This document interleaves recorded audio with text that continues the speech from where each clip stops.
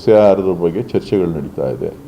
ಅಲ್ಲಿ ರಾಜ್ಯದ 12 ರಾಜ್ಯಗಳಲ್ಲಿ SIR ಪ್ರಾರಂಭ ಮಾಡೋದ್ರಿಂದ ಅಲ್ಲಿ ಏನು ಮಾಡಬೇಕು ಅಂತೇಳಿ ಪಕ್ಷದ ಸಂಘಟನೆ ಬಗ್ಗೆ, ಹೋರಾಟದ ಬಗ್ಗೆ ಒಂದು ವಿರೋಧ ಪಕ್ಷವಾಗಿ ಏನೆಲ್ಲ ಕಾರ್ಯತಂತ್ರವನ್ನು ರೂಪಿಸಬೇಕೋ ಅದೆಲ್ಲವನ್ನು ಕೂಡ ಒಂದು ನ್ಯಾಷನಲ್ ಪಾರ್ಟಿಗೆ ದಿನ ಕೆಲಸ ಇದ್ದೇ ಇರ್ತದೆ. ಸೊ ಅದರಲ್ಲಿ ಬ್ಯುಸಿ ಇರ್ತಾರೆ. ಗೊತ್ತಿಲ್ಲಪ್ಪ, ಚರ್ಚೆ ಈಗ ನೀವು ಒಂದು ದಿನಕ್ಕೆ ಹಾಕ್ಬಿಟ್ಟು ಮುಗಿಸ್ಬಿಡ್ತೀರಿ, ಒಂದು ದಿನನೋ 2 ದಿನನೋ.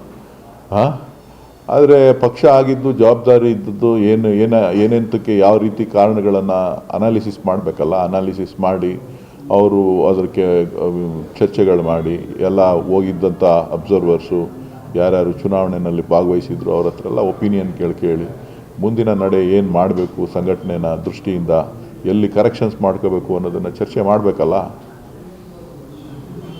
Thank you. DK ಶಿವಕುಮಾರ್ ಅವರು ಒಬ್ಬಂಟಿ ಆಗ್ಬಿಟ್ಟಿದ್ದಾರೆ.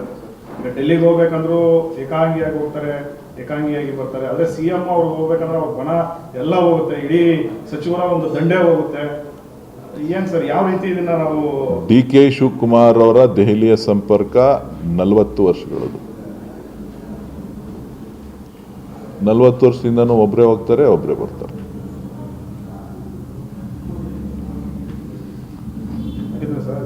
ಶಾಸಕರ ಅಭಿಪ್ರಾಯ ಕೂಡ ಮುಖ್ಯ ಅನ್ನೋ ಚರ್ಚೆಗಳು ಬರ್ತಾ ಇಲ್ಲ. ಶಾಸಕರ ಅಭಿಪ್ರಾಯ ಮುಖ್ಯ ಅಂತ ಅಂದ್ರೆ ನಾಯಕತ್ವದ ಬದಲಾವಣೆ ಪ್ರಶ್ನೆ ಬಂದಾಗ ಈಗೇನಿಲ್ವಲ್ಲ, ಈಗ ಆ ವಿಚಾರ ಚರ್ಚೆ ಕಾಂಗ್ರೆಸ್ ಪಕ್ಷದಲ್ಲಿ ಇಲ್ವಲ್ಲ.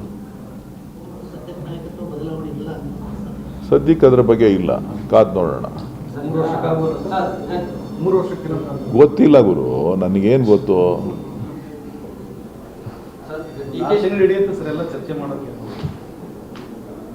ಜನ ಏನೇನು ಮಾತಾಡ್ತಾರೋ, ನೀವೇನೇನು ಮಾತಾಡ್ತೀರೋ ಟಿವಿನಲ್ಲಿ ನಾವು ನೋಡ್ತಾ ಕೂತಿರ್ತೀವಿ ಅಷ್ಟೇ.